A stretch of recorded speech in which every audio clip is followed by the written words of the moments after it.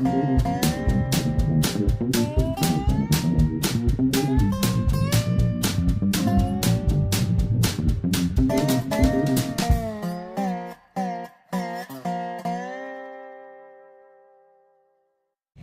is Dave Monk, Prarie Monk, WEFT, Champaign, 90.1 on your FM dial. And Dave on the board. Well, got a lot to do today. In passing, we do in passing every so often because it's kind of interesting to read the obits. Sometimes I don't know the people I'm reading about, but it's very interesting to know what their history is. So, Mina Coy there was a memorial service to her yesterday, but it unfortunately coincided with us having 50 IHELP students, so I missed that, but we remember Mina as an activist, and I think she would have totally approved of what we were doing yesterday. So, well, let me just say something about the IHELP ban. I've made a few notes that I will read from, but as we get better at our technology here, we may put this on a laptop so we don't have to have it on paper. First of all, the IHELP organization is part out of the union, I think, and it has an organization that can rustle up quite a few hundred students for an IHELP day. It's about 3 hours on a Saturday, and it needs an organization behind it, so there are some permanent staff, and they will ask for agencies that might want to have IHELP and what they will contribute to. So for months ahead we organize doing that. We provide information about what it is we do, and some of that information is on file. We have a web page put together by Liz and Rodnick that's quite helpful, so that can go to the administration, but it can also go out to students who need to check to see what sort of thing they would like to contribute to. There are transportation details, and they have to be worked out. There has to be a map for the location. When we're asked for a street address at the Pope Prarie in Rantoul, we do not have a street address, so we have to have a map. And then as things go along and they work out, there's a confirmation that let us know that there were 47 people coming on Saturday morning at 11 o'clock. We also have to watch the weather, because we've had a lot of rain, and the soil doesn't dry up that quickly. As we drove to Rantoul, we could see a front sitting there, and just as we reached our site, it began to sprinkle rain, but didn't continue to do that. So we had a good day. You also need supervisory personnel. If you have that many people, you can have some very frustrated people if they don't know what they're doing and why and how and where.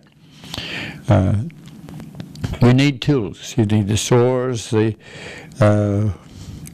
shovels, the rakes, pitchforks, the loppers for various trash bags, seed collection sacks, and gloves.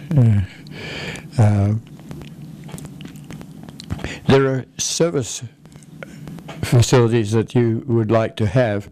I tried very hard to get a dump truck at the site at Rantoul, because it's also a site for people to dump mattresses and TV sets, and it used to be cars. You haven't had that quite so much lately, but we need to communicate with the Ludlow Township. I didn't succeed in getting hold of Ludlow Township. Ludlow Township comes right down to Rantoul, but the trash is usually from Rantoul. So I called up Rantoul, hoping that I might be able to get a dump truck parked there, and I didn't get a positive response from that. Rantoul is probably used to trash on that area. But so that's the services side of things, getting other people to help you at the same time. We also need a van or a pickup truck or something to take tools, and so last year we rented a U-Haul truck. This year we have a Chrysler van, which is big enough to take tools and some stewards. We need not only tools, we need some comfort zone materials. We need food and drink. So I went to Kerry's at the farmer's market early, and we got some very fresh apples, and that was good, and bananas and cookies and water. We need a card table for that. We need paper towels and toiletry in case someone needs to go to the toilet. And that's when you have 50 people, then that might happen. We need to have some organizational information, handouts and calling cards, and had a sign-up sheet for those that might be continuing to be interested, and completely forgot to distribute it. But that's okay, these things happen.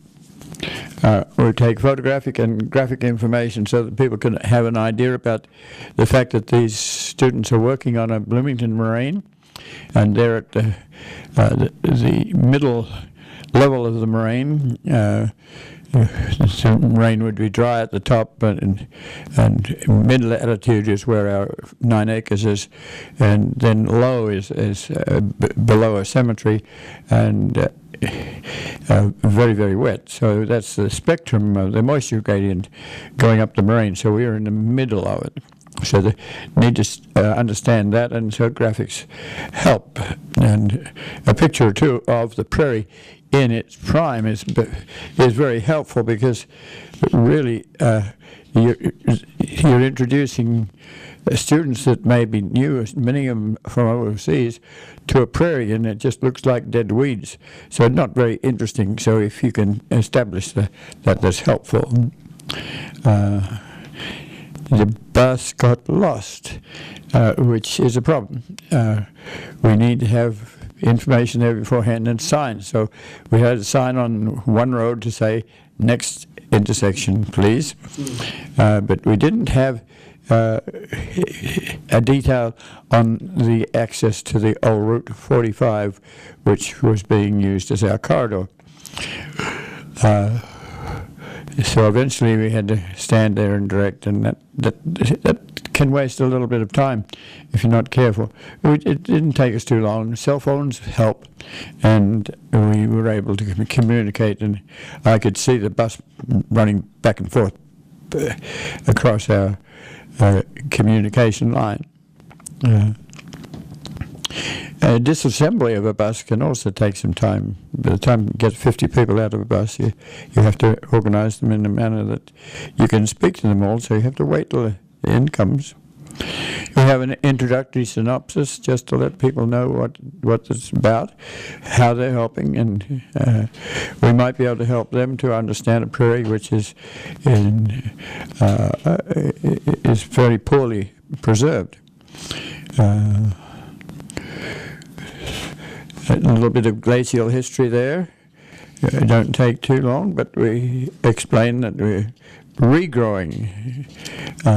10,000 years ago, the glacier retreated, and you would have had vegetation coming in from outliers, and that has been maturing over 10,000 year period.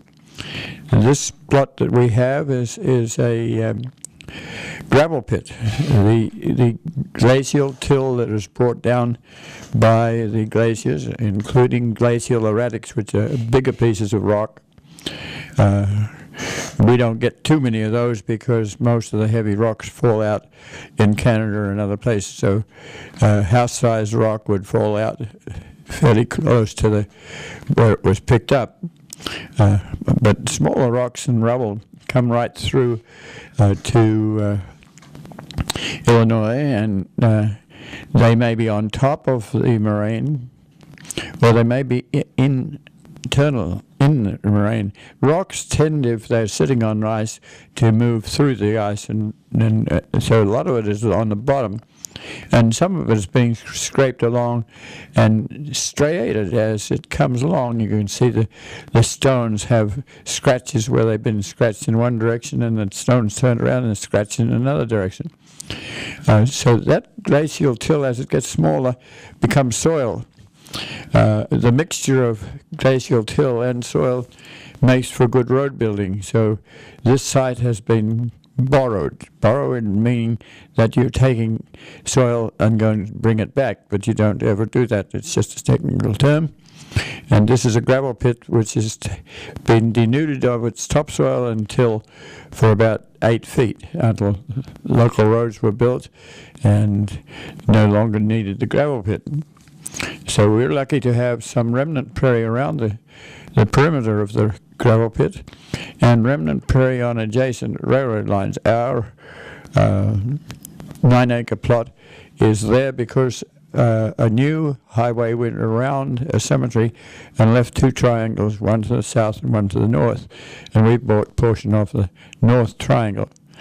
There was an old Route 45 that went through behind the cemetery, and it was not large enough for expansion.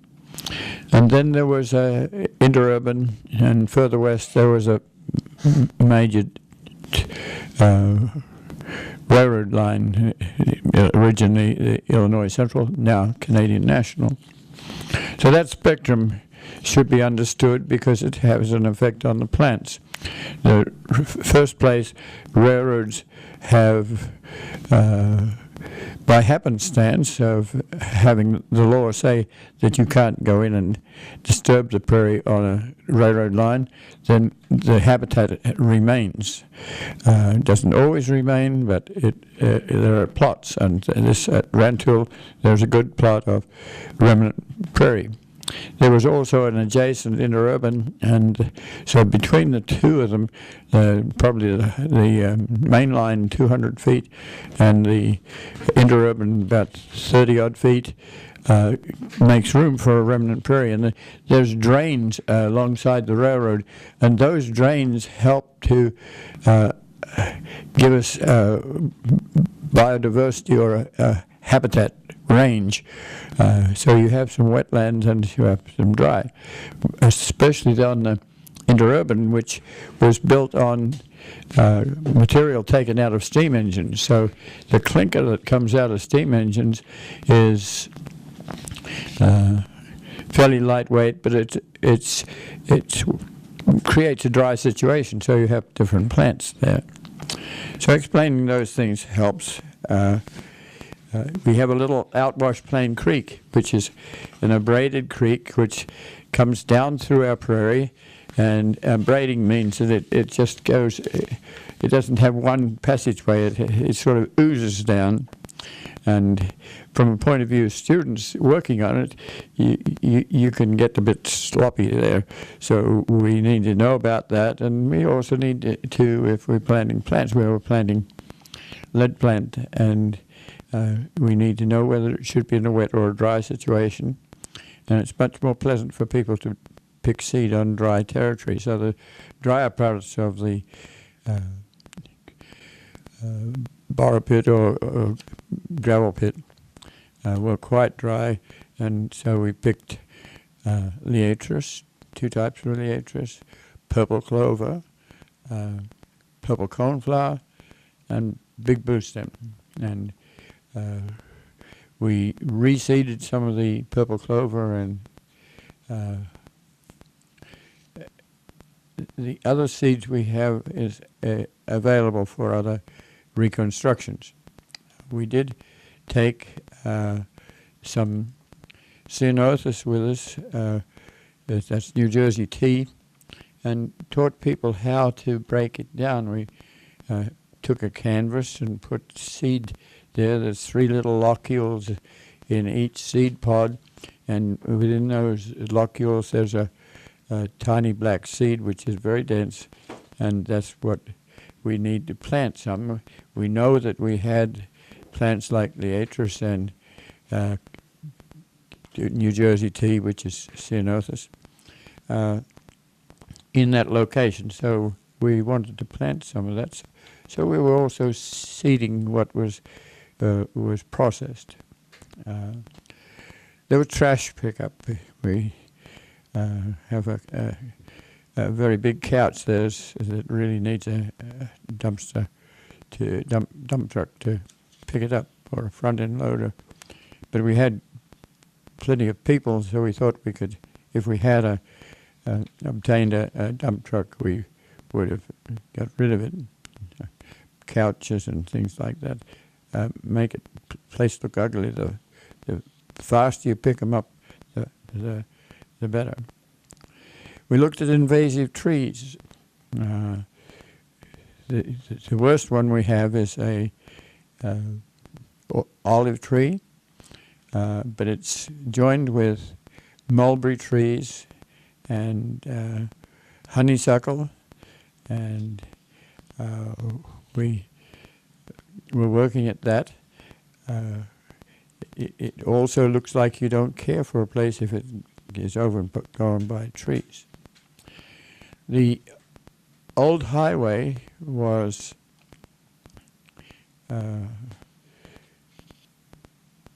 went from Chicago to Cairo and then on to New Orleans, and it was a concrete road and put together in sections.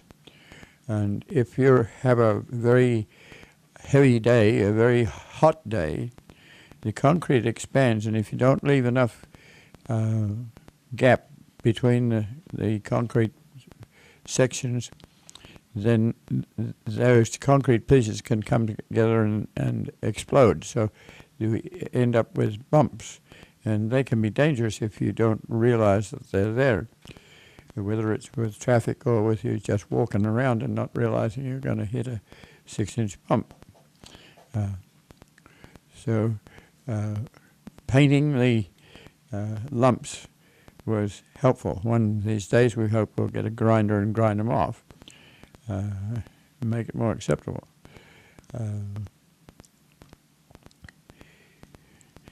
People did fence repair, and Dave took a bunch of people, the same crew, to remove trees that are overhanging that get in the way of the bus. And I didn't go down there. Do you have any comments there? Just really briefly, first of all, it was interesting. Last time I helped you with this a couple of years ago, the breakdown of where these students came from, where they go to, what their major is, was fairly more diverse. Half of them were business majors, half of them were engineers, which came in handy because we needed folks to build a nice little bridge over a place where some trickles of water come through. And it was good to have those engineers. They actually built a fairly sturdy bridge that is only unusable now just because it's exposed to the open air and the weather, and so it's kind of decayed. This year, they all seem to be business majors, but I grabbed several of the guys, and we went walking down, and we just looked at the branches overhanging to see if a bus came through here, would these touch the top of the bus. And one of them, in fact, had spent like 10-hour days over the summer doing just the sort of thing. He worked for a yard work, tree trimming company. So he took the lead, but the rest of them took turns also using a very interesting gadget that you've got that can reach up a good 12, not quite 12 feet, maybe 8, 10 feet, and lop off branches. And it took some doing. Some of the branches were fairly big around, as large as if you create an O with your thumb and forefingers. Yes, exactly. Well, let's put it this way. One of them, we realized the fastest way to get rid of all of these branches that were overhanging from this one tree was to simply go back to where they all joined together into one, again, fairly large limb. And we just took the whole thing down. and managed to not hurt anybody, any of the guys who were out there or anyone else who came walking by.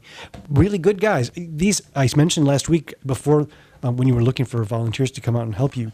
It's just amazing. These are people that they're here to go to school as business majors. You figure they're going to go out and they're going to make a fair amount of money in the real world, and yet here they are volunteering hours of their time, a good several hours in the cold, standing outside, and they were just a really great bunch of people. They were always looking for more stuff to do.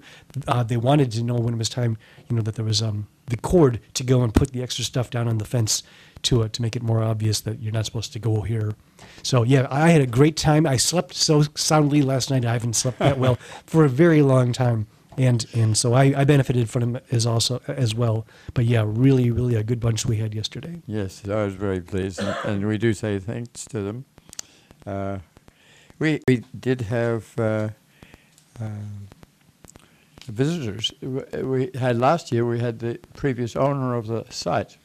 This year we had Barbara, who has been visiting there with her husband, and had made signs for us, which we'll try and drop a picture in when we do the video.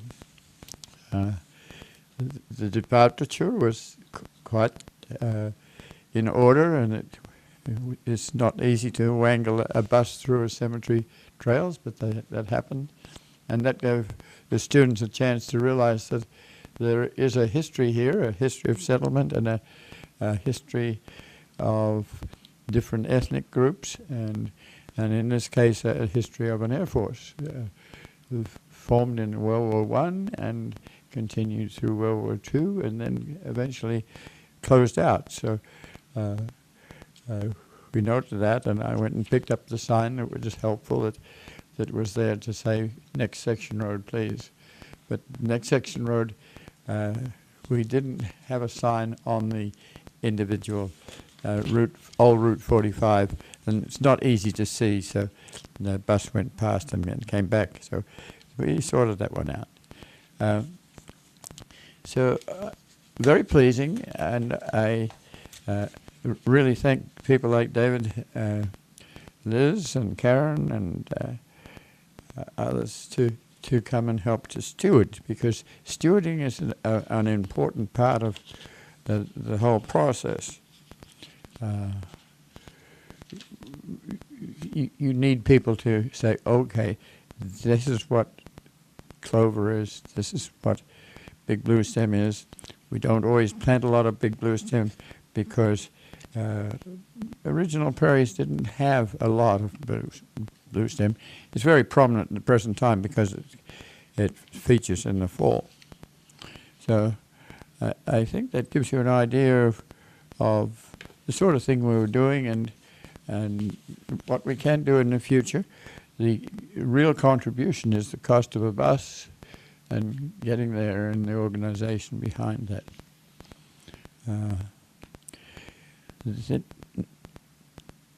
The next thing I want to comment on is street activity outside WEFT. This week, the Comcast, who runs the AT&T and Comcast run most of the phones around here, and Comcast was wanting more fiber optics facility.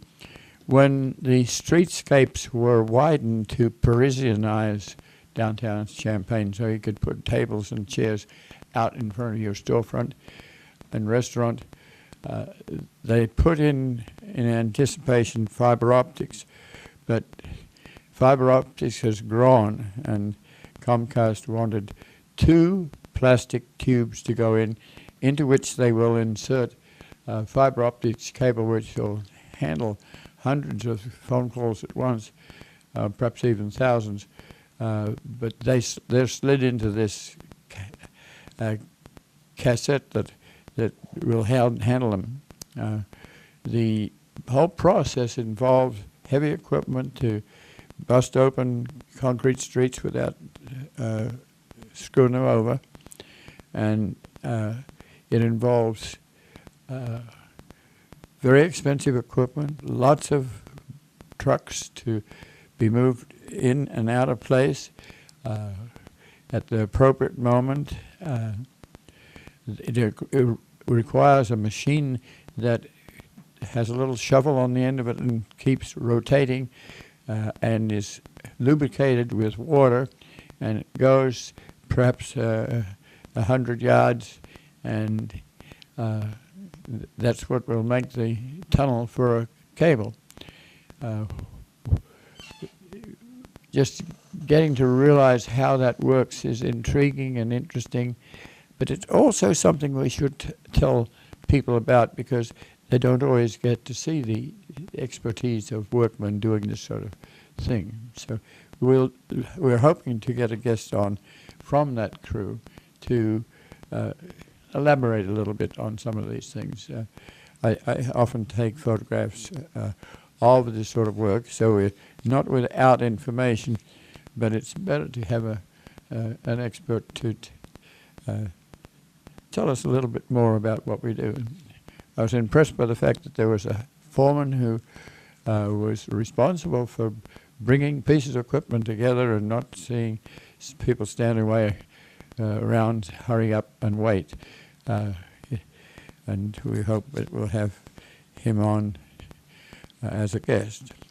It's not always easy for people who are working people with a different language to feel at home on a radio program, because it's not their language, and their language is not our language. So we have to learn how they speak and the equipment they use, and what is excitement for them and what is a challenge. In one case, they ran into an underground electrical vault that had been retired, and the question was, could this be filled up with concrete?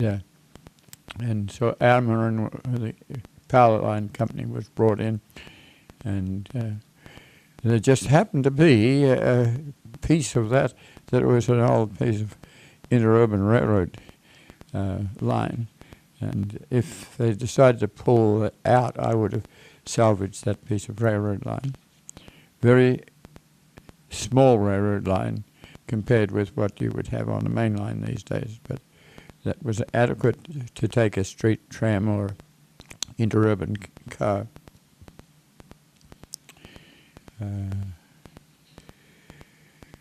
Theft. I have to report that I had a refrigerator stored across the road. For a while I had it locked, and I had it there for a little while longer than I should have had, because I couldn't get it into the building easily. And full-size operational refrigerator. But we have a problem around here. If you leave anything that looks like steel down or metal, it will disappear. People feel they have a right. Recently I had salvaged a set of closet drawers, and it had steel appointments on it, so drawstrings and things like that. And I found someone who was destroying this piece of equipment that I was going to take to Habitat for the ironwork on it. And I think the same gentleman had taken a sign that I'd had up for 10 years in the tree there, and I'd just taken it down to remodel things, and it's probably worth about $120, and he salvaged it for probably no more than $1. And I've had historic pipes, historic railroad lines, historic Bridges. Yeah, yes, and it's sort of part of our being individualistic and having the right to move in and take over land and develop it, and not always worry about how you relate to a broader issue. But in many cases, like WEFT went to put up an antenna dish, and it had legs, and the legs were left down on the street, and so they were stolen. And it cost $200 a leg to replace that sort of thing. It gets very bothering after a while. Even the removal of buildings in an adjacent university lot at Armenia still bothers me a lot, because we with a poverty sort of operation could well have used those buildings, and even if they had to be moved, they also have ambiance. And then older trees, and the older trees are walnuts, and they had hollows in them, and they'd had a hard time, but they were probably likely to stay around for another 100 years. But there's a tendency to liberate the land for more corn or soybeans, and to make it neat and tidy. And I wish that syndrome would not be there, because often the building that looks like it's decrepit is decrepit, and it costs perhaps $100,000 to put it back into action, and then it costs to surveil it and to keep it for 50 years or 100 years. So there are costs that need to be discussed. But the question is, it should be discussed. It shouldn't just be that one particular group gets rid of it without relationship to others. So PACA has, Preservation and Conservation Organization, has had an agreement with the university that if it wants to take out a building, it would have a chance to salvage from same. But recently the university has decided that they don't want to do that. And so PACA and the university have been working back and forth so that the buildings just don't get taken down and sent to the landfill. Some of us do very well with modest equipment, second-hand equipment, and PACA actually sells a lot of this to people who have older houses and have a different frame of mind. As a world, we can't really afford to be taking out materials that might be useful. Now, that doesn't mean to say that you want to stand around and salvage stuff that is going to get in the way of future development. So the point is, you need to have a discussion about this. And in the Allerton case, I had written and begged that we use a shed that was had electrical connections that was adjacent to Heartland Pathways Rail Trail. The university uses the Heartland Pathways Trail. It has an elevator on our right-of-way, and it would seem that we would have been able to discuss it. There were 12 commodity credit bins, and at this time everyone on the radio is talking about a huge crop of corn and soybeans, and where do you put it? And it might be that one of these times we have to put things back in commodity credit type bins. And so we wonder how many people had been asked if they could use those bins. You can lift them up and take them to a new site, but they went to salvage, and the salvage is like 2 cents a pound. It's not a very lucrative game.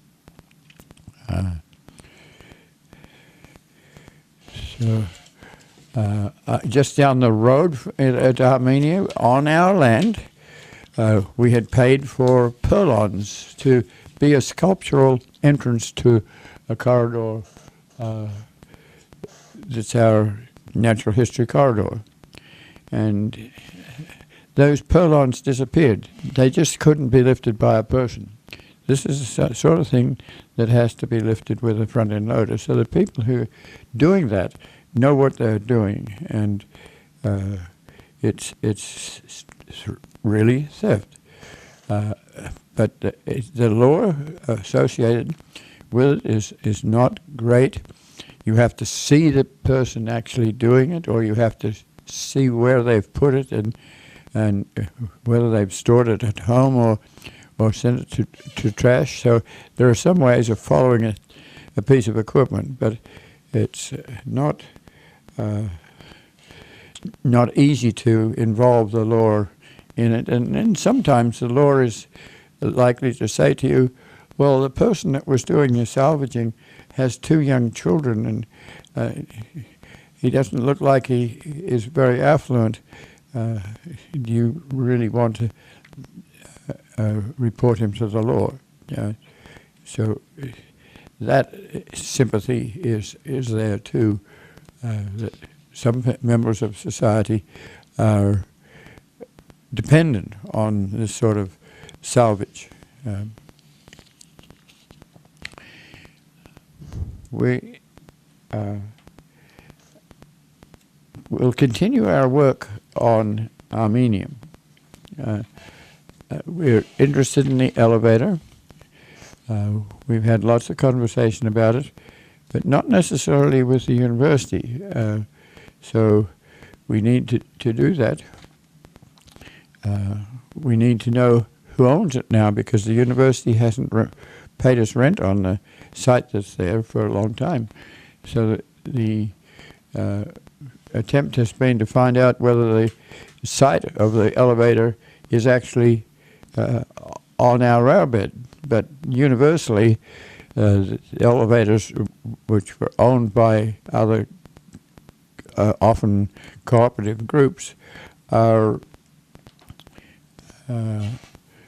on rental deals. It's not a fact that because you have a rental elevator on the railroad bed that you own the railroad bed. So the university actually is investigating whether they or we own the land and whether they or we own the elevator. But it would seem that the elevator will be preserved. The attitude is that at least this is one remaining piece of Sam Allen's purchase of the land as a result of being involved in providing commodities to the Union troops in the Civil War.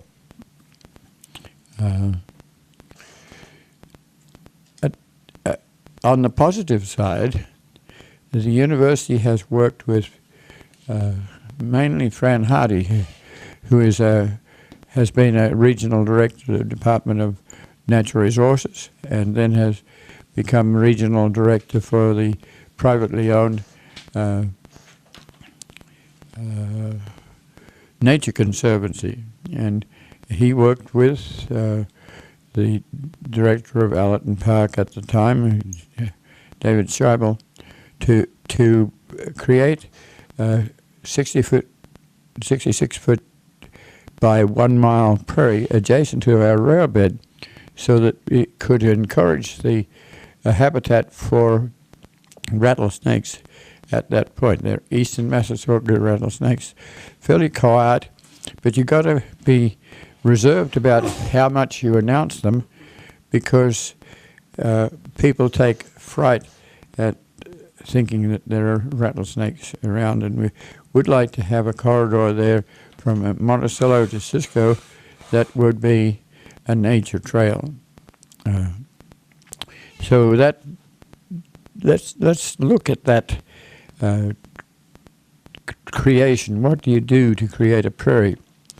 Well, first of all, you seed the land to the grasses, because the grasses grow. You don't really have to go and transplant large grasses. The grasses will grow.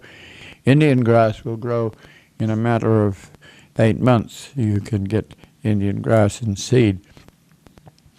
But then you need the broadleaves. There are perhaps 6 or so grasses, and there are perhaps 100 broadleaves. Not any one habitat will have a lot of all those species. There will be low spots and high spots and niches into which different species fit. And some will enjoy being burned, and some will not, and some will overwinter, and some will not. Most of the plants of prairie are perennials. They have huge roots, so if a buffalo eats the top, they're not going to die. So Fran, knowing this, went to the state.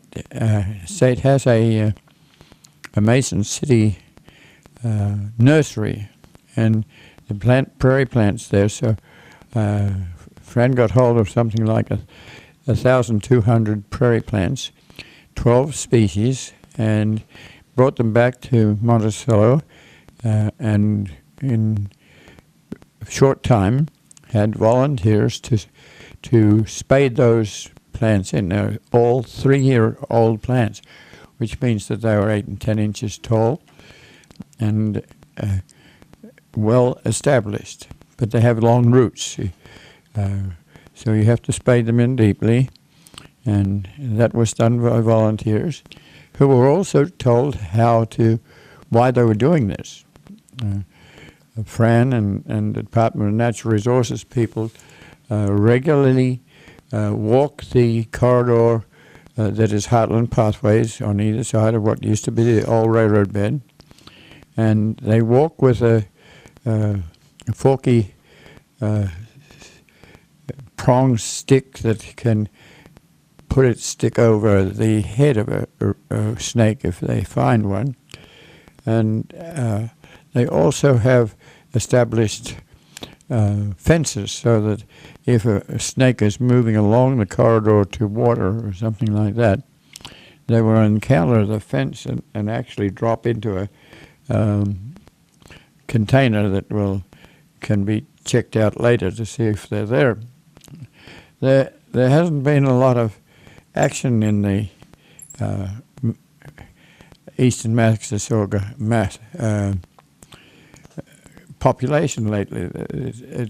They're over on the other side of Allerton Park, but we haven't been finding them on this side. But the herpetologists are really very interested in preserving these animals because they're endangered species in Illinois.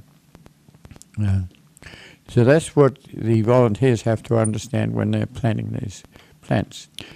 So after leaving the elevator, I went along the corridor and took photographs of various plants that are in flower at this time of the year. You're not going to get all of them, so some are going to flower at a different time of the year, but enough to give you an idea that this prairie, after 6 years, is getting to look like a prairie and be like a prairie and almost have enough fuel matrix to be burned.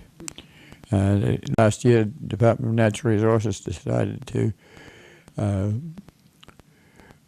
burn the territory, but it got to be that the weather was a little bit awkward.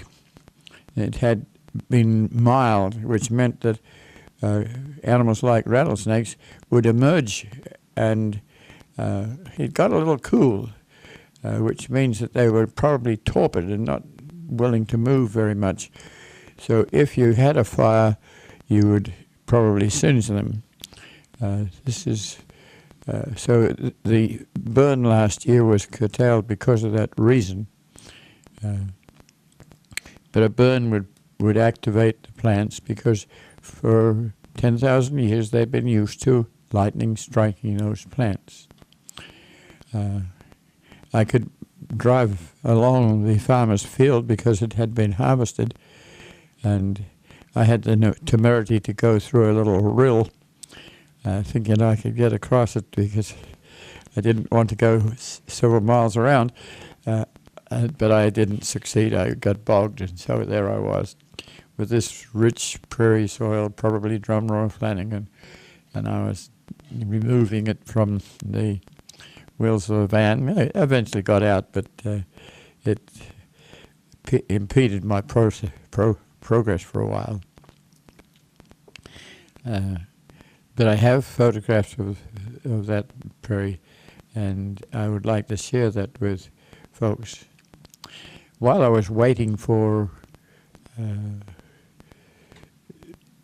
a meeting at night, which was a planning meeting for Allerton, I went over to Weldon to see if the corn that's on our railroad bed on top of a warranty deed, which is a very good ownership deed, was being harvested. It hasn't been harvested yet at that time because it was too wet, and so he came back. But the farmland itself at this time of the year is in blocks of colour. There are browns and buffs, and there are shadows, and there is this regularity of corn all growing at the same height, with cobs that are turned down so the water runs off them, so they're all at the same height for harvesting.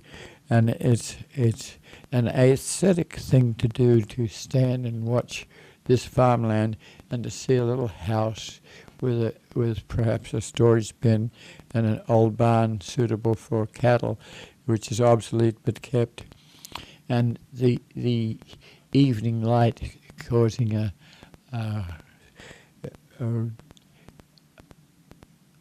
starkness that almost looks like you painted it in that manner. So I enjoy driving through the landscape. I went to the meeting, and the meeting was not they meeting. It was a presentation of all the aspects of what might happen in long-range planning, and you go voted. And I think I talked about this a little bit last week, but it was very positive. You got 5 dots to put a yay or a nay on certain things that you were thinking about, and you got a chance to write in things that it might be helpful to planners. There were some differences of opinion. There were some people who do not like to see development happen on a park of this nature. There are other people who feel that if the house facilities were enlarged, more people would visit, because at the moment the facilities for a conference or a wedding are not large enough to take a lot of people. So that's the age-old question: is do you develop or do you preserve? The originality of the donation by Robert Allerton, who was Sam Allerton's son, and he inherited the park, or Sam gave him this park to work with. The Allerton family lived on Prarie Avenue in Chicago, where a lot of operational, entrepreneurial people were located. They would have houses in various places that were their weekender situation, but basically they were Chicago people who were operating into the boondocks, like at Monticello, and people would travel with early cars to this location, and some local people would be involved, but not a lot. And Allerton spent quite a lot of time traveling overseas, and he envisaged putting together a park where you would have some open spaces where you could see the woods for their distance. You could see a sculpted piece in the woods or in the lawn. He made for varying types of landscape. Sometimes if you're in the woods, you can't see the woods for the trees, and that was purposeful or not purposeful, depending on what you wanted to do.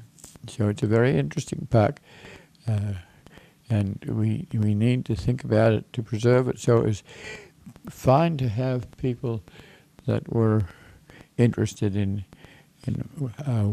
working with the planning of that institution. It has political interests. This is regarded as one of the state's 7 wonders of the world, and you're encouraged to think of it that way.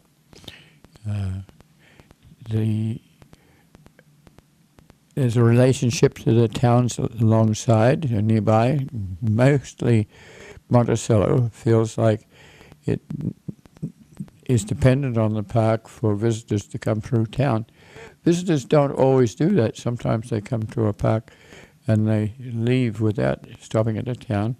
So it's not always that happens, but there's been a lot of pressure to replace a bridge across the Sangamon River, which failed some 10 years ago and hadn't been replaced. So the accolades were given to the representative for the area, Chapin Rose, and Chapin Rose in turn wanted to give credit to President Bob Easter, because he is from the agricultural side of the university. He's been in the College of Agriculture, and he is interested in Allerton Park. So that was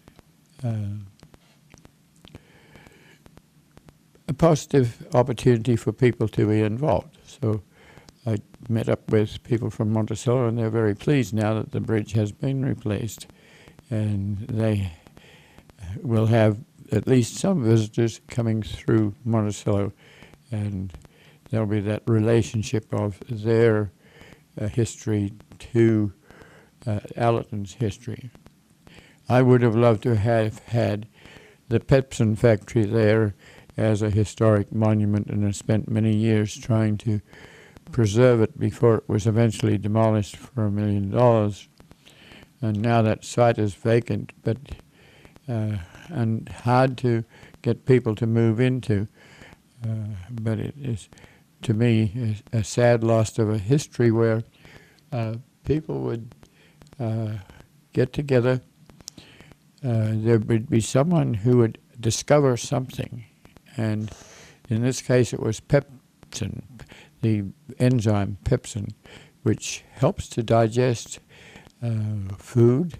It still is very positive in products like Bismol, Pepto-Bismol. It was invented by a Dr. Caldwell, and his relatives are still around. He had birthed most everyone in Monticello. He extracted the enzyme from Seneca leaves that must have been imported from Egypt or overseas somewhere. And he did that in a basement on the square somewhere, and it got to be very popular. It replaced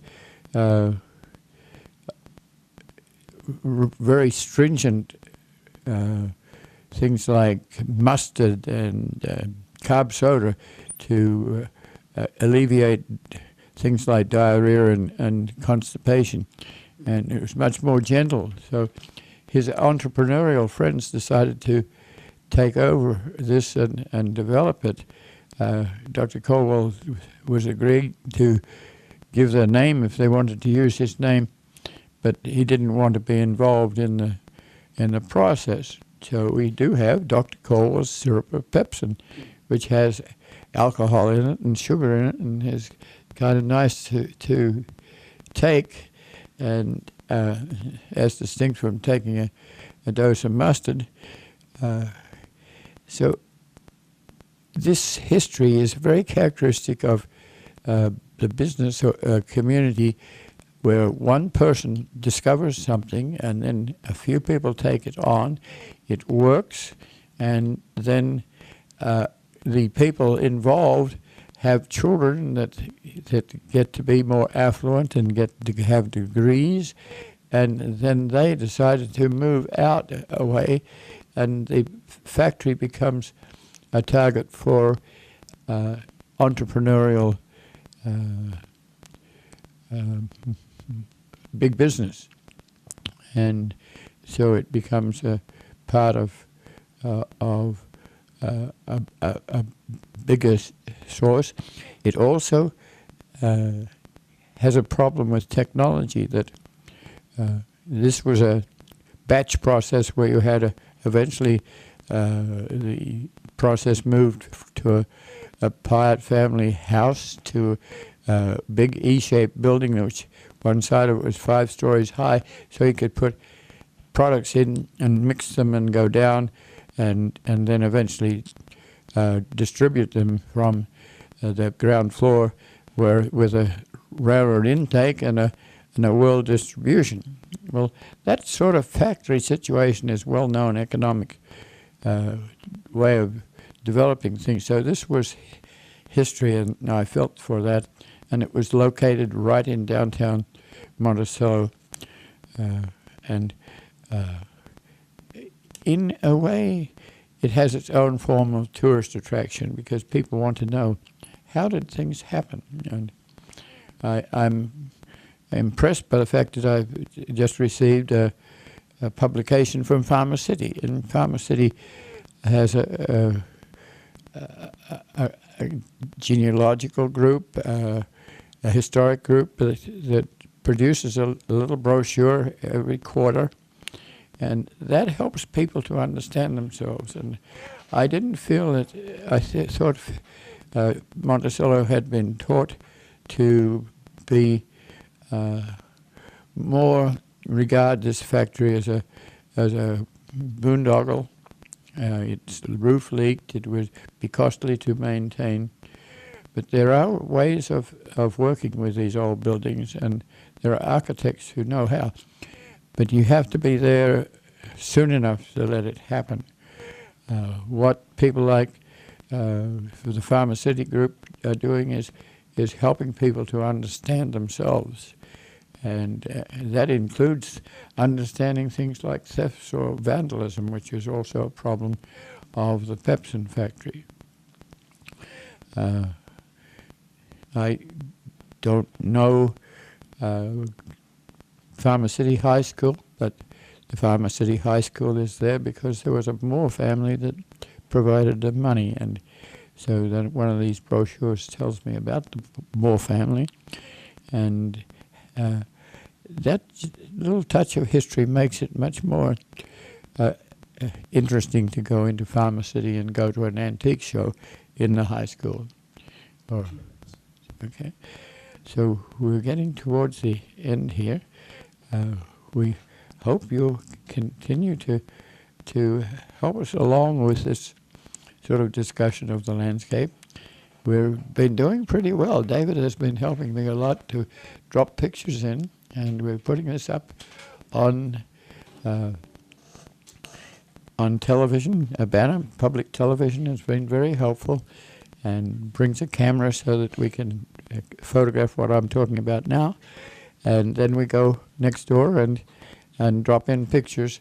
We don't always get a lot, but in the long run, we put it up to YouTube, and you can see this sort of discussion on YouTube.